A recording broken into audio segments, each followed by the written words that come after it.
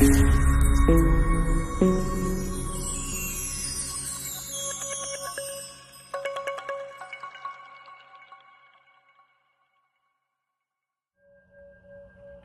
me ducks, it's Simon here, welcome back to the Hermit's Cave. So, wow, mixed emotions. It's nice to be here and to do something a little bit fun, but I always do this. I have these ideas and then I think, oh, that would be a fun video to do, and then it turns out to be a lot more difficult than I anticipated. So you'll have seen from the title, it's 5 tarot decks, so my 5 favourite tarot decks of the last 5 years. And the idea came about because it's 5 years ago, exactly, since I discovered the TarotTube community, shall we say. And it will be 5 years in just a few months' time since I've been making content on my channel. And it was fun to look back over that kind of 5-year period and see my excitement for certain decks. And it was really telling because some decks I was so excited about, couldn't wait to work with, and then didn't really gel that much with them. Some I've passed on, some that I've kept, because what I have learned is when I do tend to let go of decks, I need to be pretty sure I want to let go of them because I usually end up buying them back. And I'm quite comfortable now keeping hold of some decks, even though they're not speaking to me at the moment, keeping them for should that ever change or I feel drawn to work with them. And quite often that is when I see somebody else do a walkthrough of them, I think, oh yeah, I see somebody else's excitement for them, or they spot something in the cards that I hadn't spotted, or what they're going to be using it for, and I think that's a really good idea, and I'll draw the deck out again. A good recent example, Chris from Elemental Cartomancy has just done a walkthrough of Dreams of Gaia. I have the pocket edition, but I gave the large edition away, and now I'm kind of thinking, oh, I wish I hadn't done that, maybe I'll buy it again. So, but it was fun to go back over the 5 years, which I've done this morning, and have a look at some of the decks that I was really excited about, but are still now very important decks for me. And I feel that these 5 decks in particular are decks that I know will be with me for probably the rest of my life in terms of being really good spiritual tools to work with. But it was hard because choosing one deck out of each year was really difficult because, and I'll probably do it again at the end of this year, I tend to do like my top 5 decks of the year. And so this time it's choosing one deck from each year. So I'm starting with 2017 because that is the year that I started creating content. There are some decks that I love that, you know, I had to play catch up with, like Pagan Otherworlds springs to mind, Deviant Moon, and all the others. The way that I've done it in the main is these are the decks that were released that year, with perhaps the exception of the very first one. Now I've done some research into it, and originally it was 2012, but it was in a black and white version. And then looking online, it looks like the colour version, which I received in 2017, was released on the 19th of January 2017. So I think I'm okay with that deck. If you want to do a VR, then use artistic license. You know, if it doesn't have to be a deck that you bought that particular year. That's what I've tried to do. But it could be a deck that came to you that year. So without further ado, I'm going to flip the camera around and I'm going to show you my 5 favourite decks of the last 5 years, going from 2017 to 2021. Okay, so let's begin. So this deck back in 2017, I believe that this was the first ever gift that I received from a community member. So it was very special in that sense, but it really did become a favourite deck of mine in 2017. The person who sent it to me was the lovely Krishna Priya, and I had had some experience of opening decks of the Osho Zen Tarot that had come from Amazon, where the two back cards, the Queen and the King of Pentacles, were stuck together. And every time I opened them, they tore. And I think I had about 3 like this. And Krishna Priya offered to send me the first edition, which was on the thicker cardstock, which I still have and absolutely love. And as a surprise, in the package was this tarot deck here. Now, this is the Efflorescence Tarot. And as I said, it was probably one of the first back in 2017. I hadn't had a channel for that long. And I was completely blown away, like I still am today when people are really kind and generous. And as I said, this was originally released in 2012 as a black and white sketch pencil line work tarot deck. And then it was re-released. And this is the deck. It's handmade. The box did get a little bit bashed, but you know, it's just a quite a simple 2-piece box. But I absolutely love this deck. It's quite a large deck. It's probably oracle size. These are the backs, which are, I believe, the same as the originals. But the original black and white sketch drawings have been beautifully coloured in, and the colours are really soft and gentle. And there's just something about this deck that it looks like a lot of them are still in order, because I did, or perhaps not, it's not been shuffled that well. I did a Throwback Thursday and I mentioned and showed this deck. So for my Throwback Thursdays, I put them all into order, and then I'll shuffle them at the end and pull a card. But look at the tiny little people falling from the tower. So it's really in perspective as well, but it is absolutely beautiful. And it was one of the first independently produced decks that I had, or that I received anyway. So just gorgeous. And I think it's the fact that, you know, it was a gift, and that, you know, somebody had been so kind to think about me and what decks they thought I'd enjoy. And they're absolutely right. It was, I mean, that's quite graphic, isn't it? So it does pack a punch. So even though you have some beautiful illustrations, beautiful soft colours, you know, it's it doesn't hold back. So there's the devil, which kind of reminds me of the devil in the Pagan Otherworlds, in that style, you know, wearing that kind of like this cloak with made up of body parts and things like that, skulls and daggers and teeth, and yeah, it's really gorgeous deck. At the time, back in 2017, I was contemplating modding the deck. And then I said something along the lines of, I daren't mod a deck in case I mess it up. And I can remember taking my Mary L, the first edition Mary L with the big borders, to a printer's and paying for them to remove the borders for me. I mean, it was such a professional job. And I contemplated this one as well, but with it being independent, sometimes the borders weren't exactly right, and I was too afraid of messing it up. And actually, I'm really glad that I didn't, because I love it as it is. It was just at the time I wasn't used to quite big cards for tarot decks. But and you'll see another favourite of mine in a future year is also around this size, and it's beautiful. Look at the Empress. They kind of all look a little bit solemn in the deck, but so beautiful.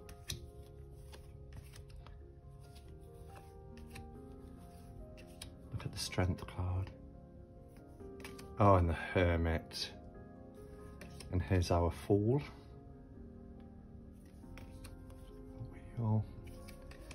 Yeah, so Efflorescent Tarot, beautiful cardstock, independently produced, and just wonderful. I do think it is out of print now. I could be wrong. I tried for a couple of years actually to get the black and white version and wasn't successful in getting it. Just because I love this deck so much, I thought it would be nice to try and get the original. But, you know, I'm more than happy with this, and yeah, it's definitely my favourite deck from 2017 for many reasons. So there you have it. The Efflorescent Tarot is my favourite deck from 2017. So for 2018, my deck is the Everyday Enchantment by Poppy Palin. Now this is a modified version. In my backup, I do have a unmodified as it comes. It comes in these two parts. You'll see the borders are really large on this deck. Poppy Palin is the creator. She is wonderful. When I did a Throwback Thursday on this deck, Poppy actually came to, which wasn't daunting at all, but she came to that live, and it was lovely having her there, although I felt under pressure because you know, I was talking about her decks and picking out little nuance things, but she was able to add, you know, why she depicted the cards the way she did, etc. And then she was very, very gracious, very lovely, and she sent me her first ever tarot deck as well, which is a treasured deck of mine. In terms of the size difference, so you'll see here all the death cards on top, but once you take the borders off, they become more of a standard tarot size.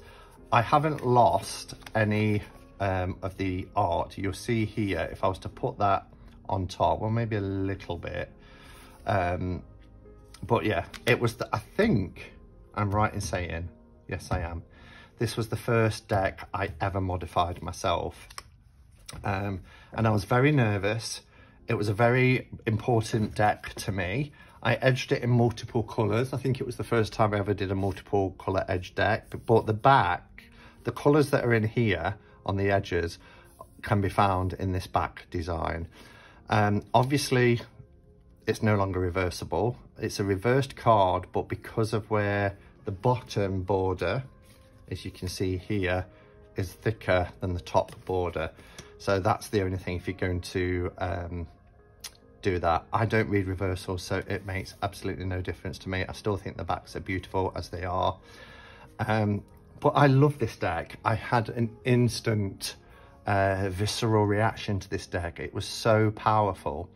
Poppy is in the UK, she's in England, and you know, I'm careful not to say it depicts life in the UK, because I said that once before, and lots of subscribers quite rightly said, well, actually, you know, this is just as relevant for me in the States, in Australia, New Zealand, wherever, or Europe.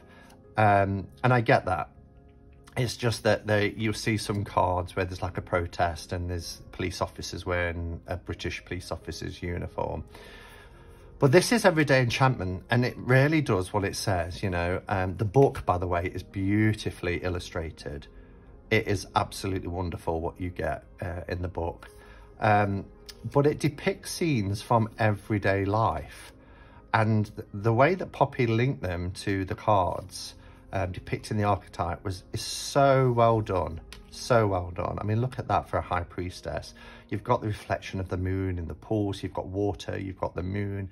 You've got these kind of feline creatures, the fox, the mirror, and the illuminating light. Just beautiful. I love the moon card.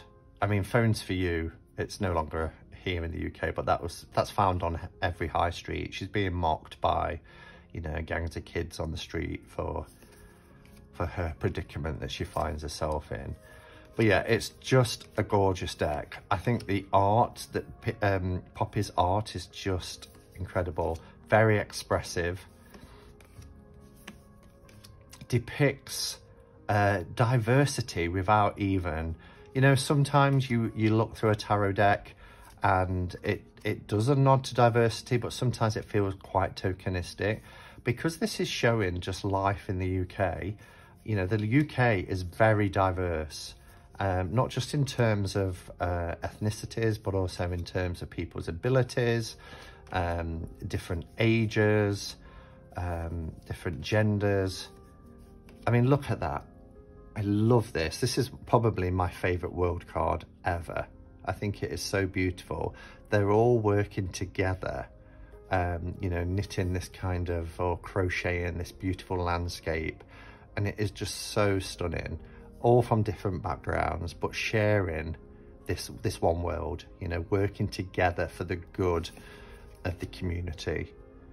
King of Cups, I mean, I love Dad. It is just perfect King of Cups. So yeah, this deck really speaks to my heart. It really, it's such a beautiful, and Poppy, if you check out her channel, she'll do very detailed walkthroughs of the card. She'll explain why she depicted the characters that she depicted. The Lovers is beautiful. Again, age diversity. You've got a young couple in love. You've got animals in love. You've got an older couple. It's just wonderful. This is the card I was on about, the Seven of Wands. You know, this is very topical at the moment with what's happening in the world around, you know, sustainability and climate change, you know, fighting against deforestation, etc. Then you met with this kind of wall of resistance from the police, again, dressed in British uniform. So it's wonderful, really, really wonderful. I love the sun. I love this ginnel. You know, this could be any kind of back of any terrace street in the UK. Terrace is, terrace housing is where all the houses are joined together in a row, not detached in any way. You could have 30, 40 houses all joined together. Again, we're representing learning difficulties as well. It's very rare that you see that in a card, but as somebody who works with people with learning difficulties, it's so important that we have representation. So Everyday Enchantment. Oh, and I should say, the reason why it's called Everyday Enchantment is there is these little otherworldly beings in every single card. You have to spot them, and it's quite fun spotting them, but it's just to show that there is magic all around us. You know, the other worlds are occupying the same space. You know, it's a frequency. When you change your frequency like a radio station, that's when you see or experience or feel or sense otherworldly beings. This death card is beautiful. I never realised till I heard Poppy talk that they're connected through the purple boots. You know, probably a grandmother and a child. The grandmother is getting ready to say goodbye before she goes on to her transition into the next world. There's a ghostly figure here. Just gorgeous deck. So my favourite 2019 deck is Everyday Enchantment by Poppy Palin. So for 2019, and people probably say when they saw the 2017 year, that was the year of the Dirty Pam, you know, and I've talked about the Dirty Pam so many times. Why have you not shown the Dirty Pam? And I didn't want this tag to be, you know, 5 years of favourite RWS decks. However, in 2019, a tarot deck came out that was based on RWS from Pixie's artwork, and I absolutely love it, and it has become a favourite of mine. And of course, I'm talking about the CS Tarot. I love the CS Tarot. The creator is Conrad Stein. He is a member of our online community as well. The CS is often misinterpreted. It doesn't stand for the creator's name, Conrad Stein. It's Coleman Smith. So it's the Coleman Smith Tarot deck. Now, this is the first edition, and it was 9 out of 10. So these were like prototypes, and he sent me this deck back then. And it's the one where they have Pamela Coleman Smith's signature on the back. That was removed in later editions so that the deck could be reversible. I edged it to match the backs in this kind of antique colour. I can't even remember what that's called now. I don't know if it's, no, it's a little bit lighter for cinnamon. Might have been caramel, actually, yeah. A Winsor & Newton caramel. which does this antique version really beautifully. What can I say about this deck that I haven't said 1,000 times? Conrad took the RWS images, Pix's artwork, and breathed new life into them, and sharpened the images, touched up the colours, but they've got these beautiful effects in the background of the card, which just makes the images stand out even more. I love the colour tones that have been added, like the Queen of Wands. I mean, look at that background, that cloudy sky for our Eight of Cups. Absolutely beautiful. I love this deck. I was just going to show you, it's probably right near the end. I should just carried on going. The Hermit card, because it is such a gorgeous card. Here we go. It's got like it's like it's in a labradorite cave, just absolutely beautiful. Now, I love this deck so much that I got pretty much every version that's going. So last year I got the plastic edition with the amber coloured backs. Notice the signature PCS is missing. So this is the plastic edition, which is very, very durable. We haven't lost any. Well, actually, from the first edition to the second edition, Conrad did touch up a couple of little things, lightened a few cards and stuff like that, but it's pretty much standard. I've also got a regular amber edition. I think this was the second one that I got. And this is kind of like on the linen cardstock, which is really nice.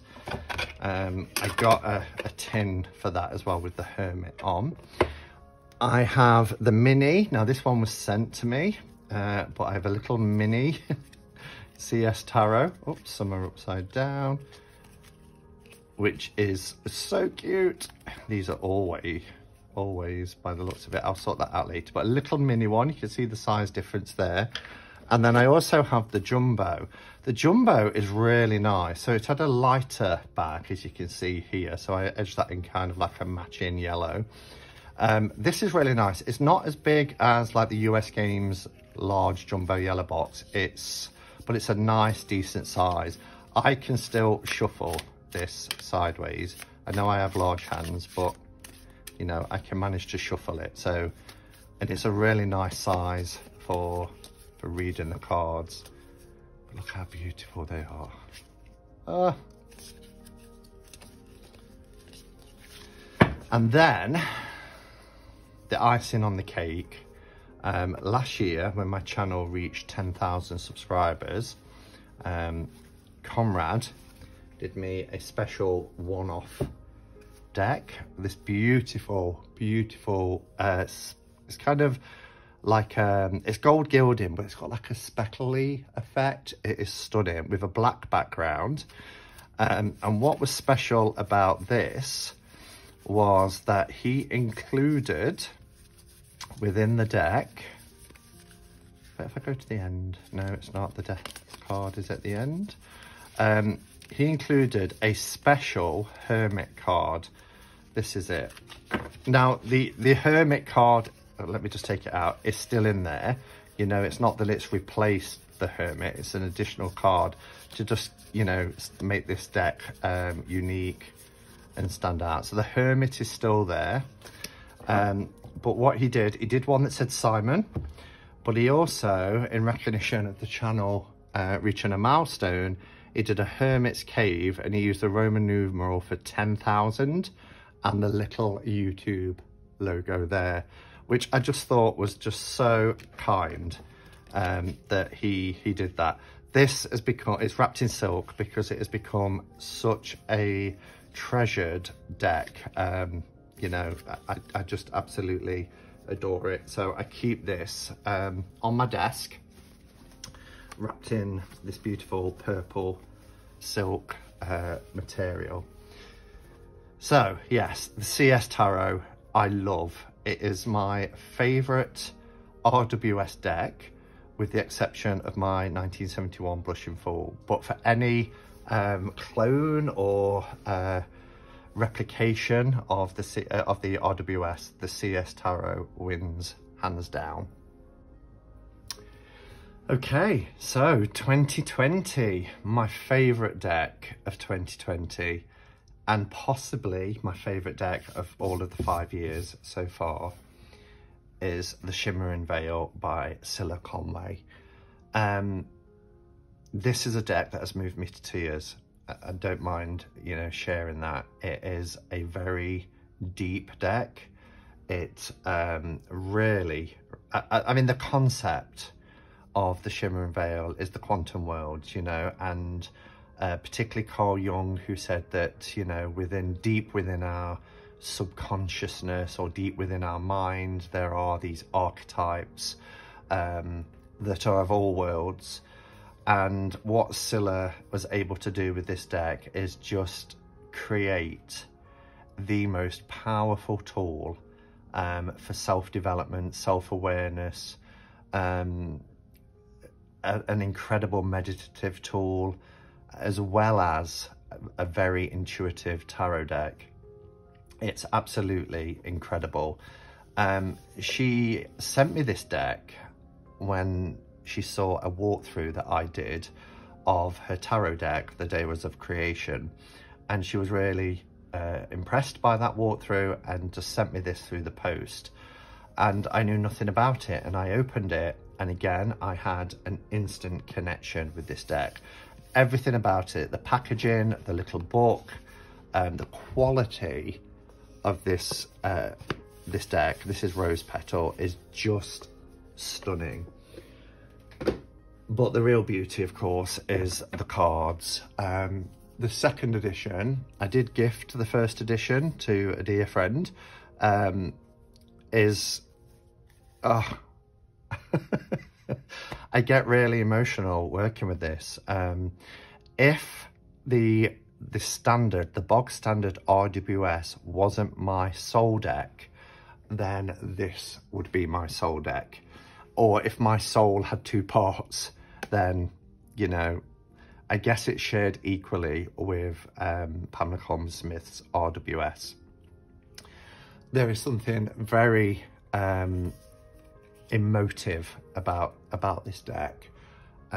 Look at that for the Judgment card. These souls go into the Supreme Source, whatever this is to you, you know, whether it's the divine soul, or whether it's God, goddess, whether it's just universal love or the point of light. All these souls going up for their judgment. It's gorgeous. Again, like I said when I first started doing this video and I spoke about the size, it is a bigger deck, or certainly a wider deck than your standard tarot size card. Let me just quickly show you. So it's taller and wider, but I love that about it, because you can really, the detail in these oil paintings that Cilla did, you could just see, look at the eyes in the void, you know, as this shadowy figure, cloaked figure, walks towards them. Every time I use this, and I use it a lot, this has never left my table. It's at the side of me here. It hasn't left my table since I got it in early 2020. It's absolutely phenomenal. I mean, look at that. For the titles or numbers, they are numbered, and then you have a symbol. So we've got clouds here, which is air, which is swords. So of course it's the boat, the 6 of swords. For the major, you have this kind of infinity type symbol here, representing spirit, because that's the 5 components, right, of the tarot. You have your earth, water, fire, air, and spirit.